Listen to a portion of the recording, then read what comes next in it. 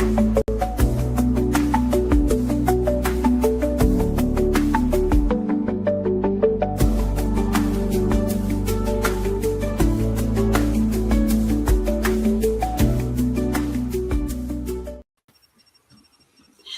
everyone. Welcome to another episode of Meeting the Moment, Embracing and Navigating Pivots, Part 2.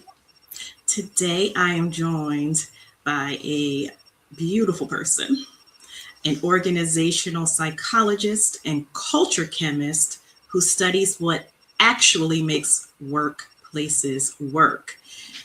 She turns organizations into laboratories, analyzing and catalyzing the elements that determine performance at scale, people, culture, and strategy.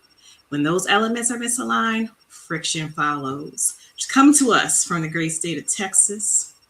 She is my birthday twin, a concert goer, a tea drinker, and a lover of wine downs.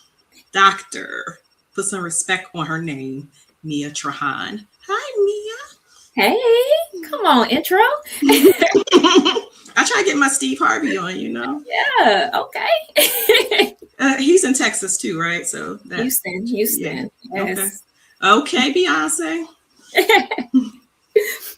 right, well, let's jump right in because we got a lot of stuff to go over today with you. Okay. You spent a decade as a chemist in oil and gas in environments where you've described being treated like a piece of meat.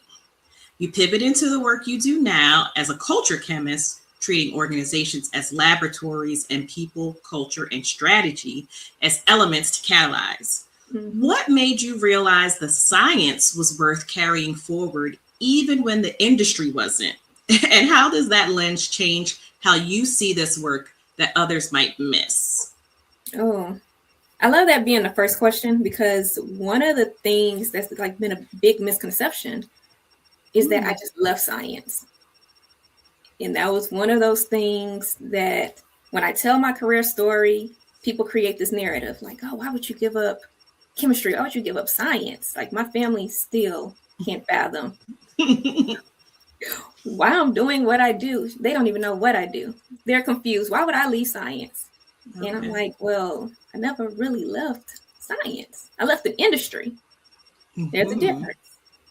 And so, little backstory, I'm going to try to keep it brief for the listeners, but like my path to becoming a scientist and a doctor, it was basically mapped out for me. So, and this was mapped out basically by the time I was 5. Kindergarten, went to school, career day. I was dressed up as a doctor because that's what my family decided. That's what you're going to be. You're going to love science, and you're going to be a doctor. Cool. As I grew up, I skipped the 2nd grade, graduated high school at 16, majored in biology because that's the path towards pre-med. Okay. And I just knew this was what was going to be next. But right when graduation hit, I was like, I'm not really ready to commit to that next step yet. So I postponed that whole medical school idea because I just wasn't called for it. And being in the great state of Texas, oil and gas was where it's at. So I transitioned. I made a pivot in decisions from, okay, medical school is what's next, to now I'm just going to do science. So I was a chemist. Okay. And I did this for like 10 years because with oil and gas, like I said, state of Texas, it made dollars. So, of course, it made sense. It was the logical thing. And I was a Black woman, early 20s. And at that time, I was really driven by perceptions. And so the perception of what success looked like to my family, to my friends, to the people around me, and eventually to myself. And I was in this field dominated by older, non-Black men. And I recognized that I was more of an aesthetic. And I was not really considered to be deserving of being there. And I think at this time, diversity hire wasn't really a term yet. Right. That's how I was seen. And so what made me pivot wasn't really that I stopped loving science. It was just realizing that a system can value your labor while still disrespecting your humanity. I started realizing, I'm like, I'm being seen by these people. And Oh, that takes me back because I still remember when I was 21. It was like my first day at this new company. And this older white man walked in. And he literally, when I say literally jumped when he saw me, he jumped back. And he said, wow, I haven't seen anyone like you in here unless they were taking out the trash. No, he did not. He did. He did. And I just looked at my boss, who looked at me. She had eyes of disbelief, but said nothing. And after he left out, she was like, well, yeah, that's just why he doesn't have anyone reporting to him. Oh, okay. So that was a defining moment for me. Yeah. Like it defined my expectations of what it meant to be a chemist in that field. And this was at the point. So it basically turned me into someone who was constantly trying to disprove people's initial perceptions of me while still trying to chase their validation. And so I just learned to survive those systems, to adapt, to become what they liked, when I should have really been trying to disrupt these systems. And so to answer your question of what made me realize the science was worth carrying forward, what I essentially carried forward was, I would say the lens and discipline are probably your first pillar in trust. Okay. So trust is really like this invisible foundation of the scientific method. A lot of people never talk about it, but it's essential because chemistry is one of those things where you realize reactions don't happen by accident. Elements really need trust to bond. And so you start to realize that there's always an environment, there's always some kind of catalyst, and there's always something influencing what emerges. And so when conditions are toxic, you recognize that the reaction is going to fail every time. And so I realized that organizations, they're essentially just labs, just with worse safety protocols. I'll put it like that. And so I believe you asked me, what do I see that others miss? Yes. And I would say culture is usually seen as the soft byproduct and not really a hard science by organizations. Okay. And so while some organizations really just want to know how to get their people to behave right, because that's what they think culture is. It's how we behave. It's what we do. I'm usually going in and asking what conditions produced these behaviors. What's interacting with what? What pressure is being applied? What's unstable? What looks fine on the surface? But it's actually like reactive underneath. And so, and that basically this pivot into what I now claim as the culture chemist, it's me reclaiming an identity that I let others define and erase. And so I'm applying this system science, not only in organizations, but pretty much in everyday life to any type of experience being shaped by toxic systems. I love that. I'm glad you brought up trust because that's my next question. But something that you talk about is compliance theater. And that's the performance that organizations put on that looks like the work, but isn't. For practitioners or even employees who can see through the performance, but they haven't yet gotten to a place where they can call it out, how do they rebuild trust in themselves and their read on what's really going on when the story is still gaslighting them? Okay. Compliance theater. That was a post. Oh, you know, I went through all 3 years. Yeah, that was definitely a topic of discussion. I love that post. But so compliance theater creates what I call perceptual whiplash. And so I've actually been taught recently as I've grown within my career and graduated different levels that perception apparently is reality. And I've had to learn that, well, no, that's not really true. So the organization can say one thing and then it rewards another and then leaves you wondering if, like, am I dramatic for noticing this gap? Am I the problem? It's typically a question I probably ask myself 50 times a day. But the first thing I would probably tell practitioners and employees is to stop assuming your confusion means you're wrong.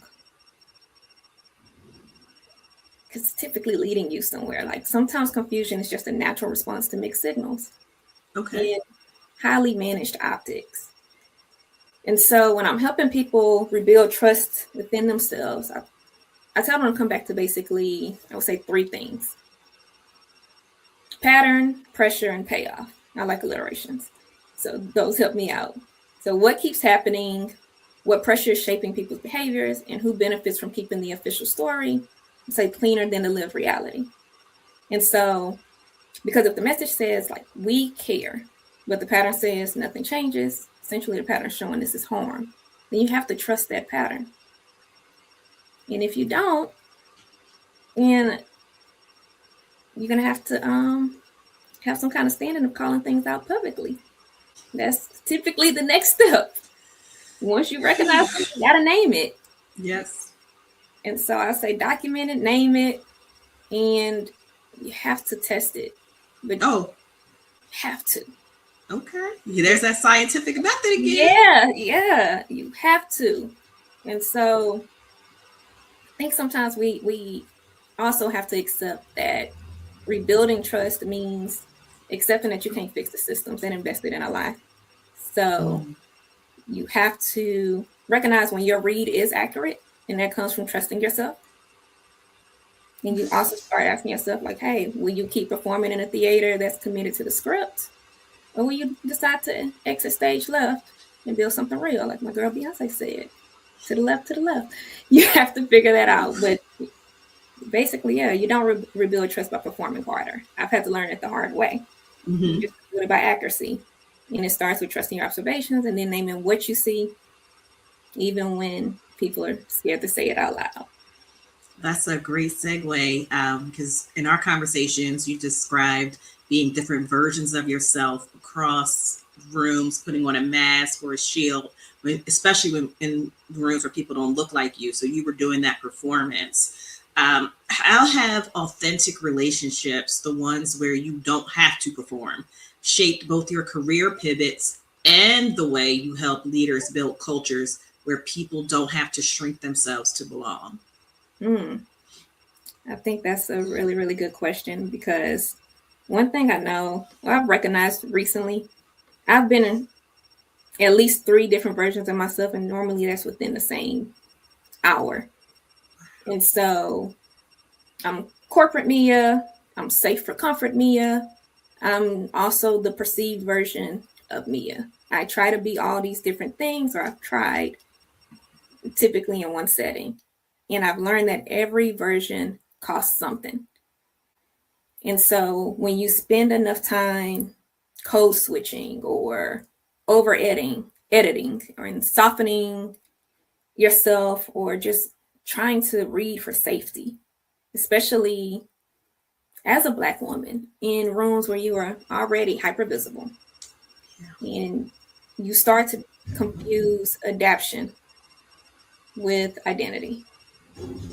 Matter of fact, it pretty much became my identity. I was known to be able to adapt. That's how people knew me. And so you start thinking maybe this is just some kind of form of professionalism. Yeah. But sometimes you have to recognize that no, it's not. This is not professionalism. This is not you just growing within your role. It's survival.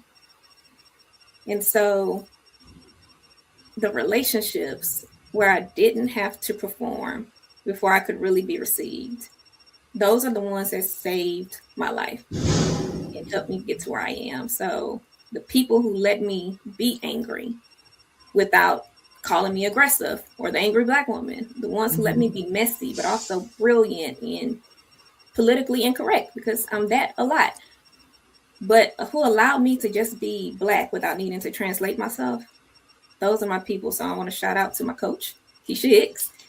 She's one of the ones, but my therapist, my friends, my cousins, all those people that gave me those safe space. And you right now, shout you out.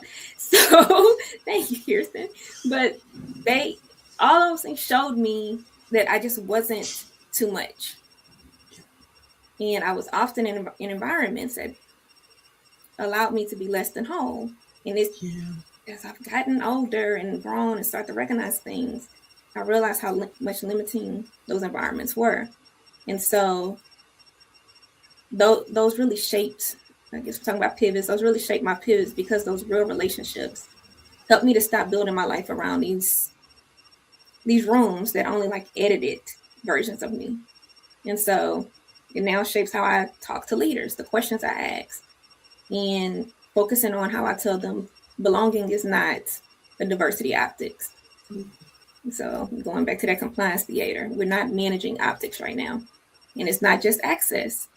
It's whether people can remain intact while participating in these things. So I would like to say, if your culture requires people to split themselves just to succeed, that's not belonging. It's assimilation. That's exactly what that is. You brought up something for me because you used the word hypervisible. Mm. And I often think of when I'm in certain situations, I described that as being invisible. Mm. But you're actually correct. Like, I'm not invisible. I might feel invisible, but I'm hyper visible. I'm just being ignored or yes. I'm being overlooked. So like, wow. Like that clicked, like when you said hyper visible, that clicked for me. Cause I will say a lot. I was like, I was in this room and I felt invisible. I had a situation that came up last month, in March, actually, during Women's History Month. And I told to a couple people, cause I was very shaken up. Like, it ruined my whole day. Mm-hmm. I had to like redo some things, and I called 2 people to talk about it. And I was like, I've never felt more invisible. Like, and I kept using that word invisible, but no, I wasn't. I was hyper visible. Mm-hmm. They saw you. Oh, they absolutely saw me. They made a choice to ignore me. Mm-hmm. That was a wild choice. Yeah. Woo! Thank you for this. Look at how the birthday twin that came through and gave me a little bit of knowledge. Yes, Scorpio. Okay. All right. So you talked about LinkedIn posts and how I be looking on your LinkedIn posts. But your LinkedIn posts, they be causing some upheaval sometimes. They do. And we know that means that you've named something an organization would rather keep quiet. How do you decide when to post the thing? And what's your framework for staying accountable to the truth when the pressure to soften it is coming from the people whose opinions you care about? So I've learned that my posts are not something that I just do. At this point, they become more of a calling. Like, I post when not posting costs me more. Okay. And so I've recognized that silence has a large price. And I really got tired of paying it. And so because I'm not really interested in just posting things to be provocative. So if people are shaken up by some of my posts, that's a personal problem, not a me thing. But I post to do the work. I want to name the pattern. I give people languages, and I like to liberate people. So I'm hoping that I'm freeing somebody from internalizing something that was just never a personal flaw in the first place. And that's really one of those things I try to do with my posts. I focus on systems. Okay. So I'm not coming for leaders or people individually, because we are typically shaped by the systems that we're in. Some of them help us out. Some of us keep us trapped. I'm focusing on helping people recognize them, whether those are the leaders that's building those systems or the employees that need to come in and probably figure out how to navigate those systems or learn when to pivot. But one of the things I do know is that when I'm posting, sometimes I may feel too activated. So I may write it, but I won't post it yet. A lot of my posts have probably been written months ago before they're released. Yeah. And so I take the time because I need to distance myself from them. And it's like, am I verifying them, or am I just discharging? Am I venting? Am I just throwing things out there? And that distinction right there matters for me, because venting can be valid, but my stuff is really backed by research, and I'm trying to put things out there that not only helps me, but helps other people. Yeah. And that's a different assignment from just venting and complaining.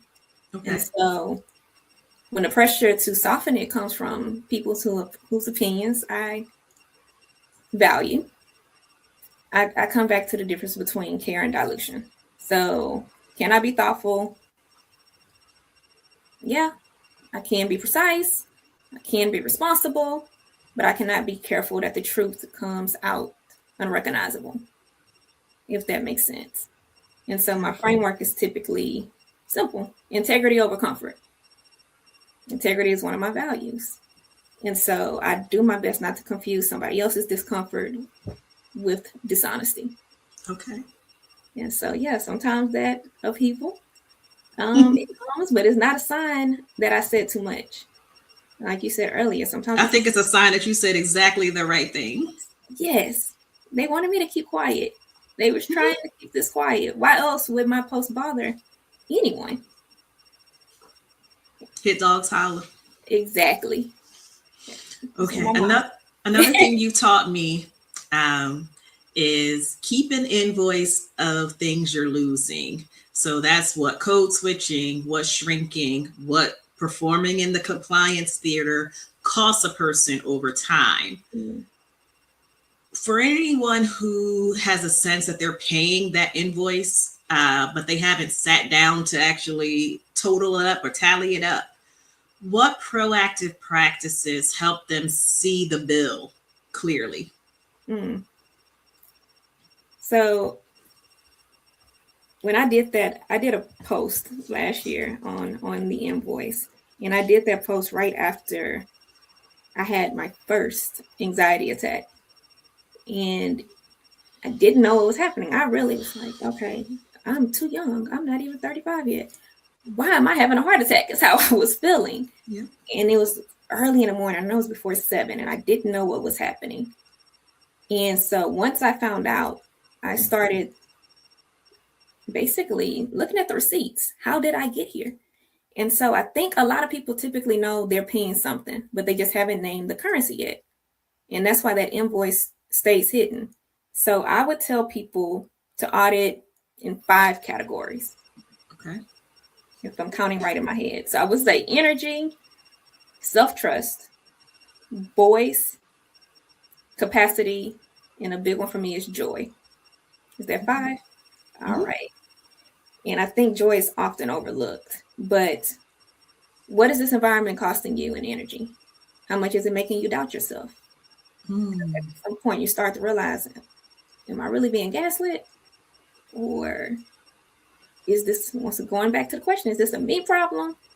Or is this a them problem? But how much are you constantly editing or filtering your voice for the comfort of, maybe even silencing it? And how much capacity is getting burned just surviving the culture instead of doing the actual work? And then, like I said, joy. How much joy has quietly left the room as you continue to try to navigate these systems? When you start to realize that you're not joyful, you don't feel any type of pleasure or even just a little bit of happiness in the workplace, you have to start doing some real auditing of what's going on around you. And so I start to look at behaviors that signal an unpaid bill piling up, essentially. And so do you feel like you're rehearsing for every meeting? Because that was me, trying to over-prepare. Yeah. Do you feel like you have to recover from just typically ordinary interactions? Yes. Yes. And then are you a high performer, but still feeling oddly depleted? Like, why do I feel so drained? Because you it. And then the big, because going back to feeling that invisible and not recognizing when you're highly visible, but are you becoming smaller? Do you feel flatter? Do you feel quieter? Do you feel more disconnected from yourself just to make this environment easier to manage? So the invisibility more so comes from, are you invisible to yourself and not necessarily that environment? And that was one of the biggest things I realized. I lost who I was. Wow. So I would just say, yes, spend time in spaces where your body, your mind, your spirit, they don't feel like they're constantly bracing. They don't feel like they're constantly at war. Because sometimes you don't realize how expensive that a room has been until you step into one that just doesn't overcharge you to exist. So I feel like that. Did that answer your question? It absolutely did. I didn't want to start preaching. And a great segue to the last question in this segment. You've described this as a journey, like what you're going through, and everything that you just outlined in our conversation as a journey of self-discovery. And you also bring a clear point of view that not everyone is ready to hear. But for a listener who's standing at their own pivot point and they are watching a version of themselves they've been performing start to break away, start to crack, what does it mean to meet that moment? So that moment where you're like, I'm about to crash out, I'm about to lose it, this mask is coming off. What does it mean to meet that moment instead of trying to patch it back together? Yeah, I think meeting that moment means resisting the urge to turn every crack into a repair project. And I'm saying this as I'm learning how to do this. See, a lot of us have become so good at just patching and fixing. I used to really identify with Olivia Pope. Okay. And still love my girl, but I recognize that that's not who I need to be. I can't be Olivia Pope carrying America on my back by just navigating this president. Like, I can't be doing that. So, like, we know how to carry, and we know how to get functional again, and we can be impressive when we need to be impressive. We can do all these things, and we know how to become these versions of ourselves that essentially get us applause. We love it. We get the results. We survive to live another day. Yeah. But sometimes you recognize when that crack is not really dysfunction, and actually dysfunction is the word I'm trying to get rid of, especially when referring to myself. Okay. But sometimes it's data. Sometimes it's the truth of finally getting loud enough that you can't outperform it anymore. And so when somebody is standing at a pivot point, I think one of the first questions is not necessarily, how do I get back to normal? It's more so now, what is this moment revealing that my old way of functioning kept me too busy to face? And actually, it's a question that I have on my board in front of me. Okay. Because when I come in, I'm in this small space. I'm in a tight, actually it's more of a closet. Where I come in, I just really think and process. And I have to ask myself that question almost every day. Because sometimes the answer is different. It could be grief. It could be misalignment. But sometimes it could just really be capacity. Oh. Like, so many little things. And I've learned something new about myself every day with that. But like today, I was like, sometimes it's the realization that your success has been built on adaptations that are just no longer sustainable. And that was actually what I kind of wrote today. Just recognizing that I'm still discovering myself. And so that self-discovery has led me to, I love questions, asking more questions though. Which parts of me are identity and which parts are armor? Ooh. I love that. I'm still journaling on that one. So, but there's just such a different kind of pivot. So meeting the moment means listening before patching. And this is more so listening to yourself. I love that. Ooh, you just gave us so much. But it is time for the rapid fire. Uh-oh. Okay. Who's a well-known or lesser-known historical or contemporary figure who inspires you and we should learn more about? Oh, I would say Dr. Mamie Phipps Clark. So she was a psychologist whose work helped basically expose the effect of segregation on Black children's identity.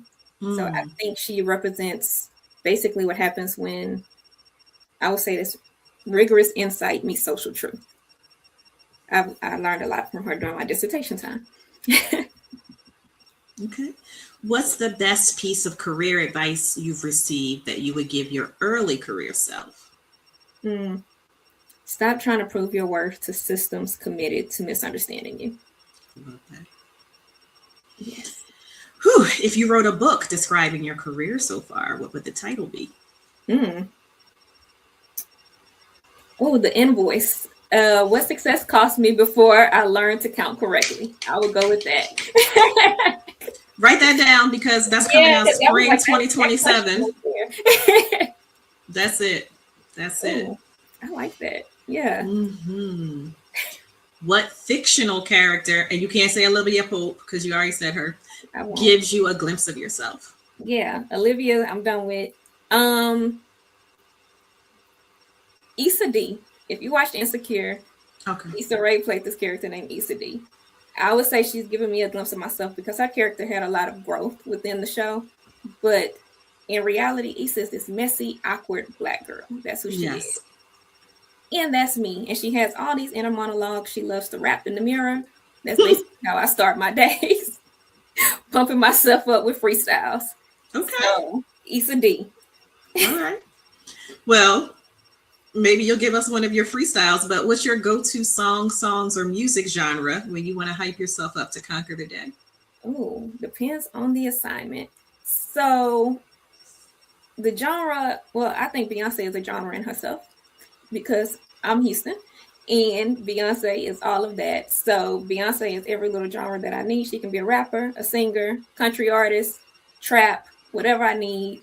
Beyonce is that, but definitely I could be looking like I'm the happiest person in the world. I'm gonna have some trap music probably in my ear. Okay. That's just me. Maybe Dreams and Nightmares, Meek Mills, something like that. I like to feel a little hood at times. Okay. What is your favorite empowering quote? Mm, okay. It's actually right somewhere on my wall. Okay, but it's by Maya Angelou. It says you may not control all the events that happen to you, but you can decide not to be reduced by them. I think that one has been sitting with me for a couple of That's days now. beautiful. All right. Give me one thing you want people to take away from our conversation. Sometimes you are not the problem, so stop diagnosing yourself without examining the systems it's causing you to feel this way. I think that's probably the biggest takeaway. And before I let you go, if you want to shout out any upcoming projects or initiatives we should be on the lookout for, or if you just want to give folks a way to get to your LinkedIn so they can go back and read some of your posts, the old ones and whatever you're going to post coming up, please go ahead and drop your information or shout out anything you want to shout out. Yeah. So you can follow me on LinkedIn or connect with me. I want to say I typically respond fast enough. It's not my greatest skill, but I'm working on it. So LinkedIn at Mia, M-I-A-R, Trahan or Trahan, depends on how you pronounce it. So Trahan. You can find me there. So yeah, LinkedIn. Are we going to write this down and give it to the people? I can put it in the comments. Okay, let's do that part. Okay. It sounds weird with me trying to spell it out for you. But some of the things that I'm working on, as I was introduced earlier, I call myself the culture chemist. And so I'm stepping into that identity a lot more. And that's not only through posting on LinkedIn. I've been called to move beyond that, possibly a book. Not there yet, but 2027 is sounding good right now. Mm-hmm. But more practical tools, more language for naming these systems that's keeping you down. But I'm hoping to move into more content beyond LinkedIn. So products, tools, equipment, however I can help and serve, I'm working on it. Get your trademark. Yes, I need to do that. Get your trademark. Yes, I know you're right. And that's what I'm next steps. You're absolutely right. Okay. All right, Mia, thank you so much for taking the time and for giving us so much to take back, write down, ingest, digest, regurgitate, and learn again. And thank all of you for watching another episode of Meeting the Moment, Embracing and Navigating Pivots. There's still more to come. So make sure you tune in for the next episode. Thank you. Thank you.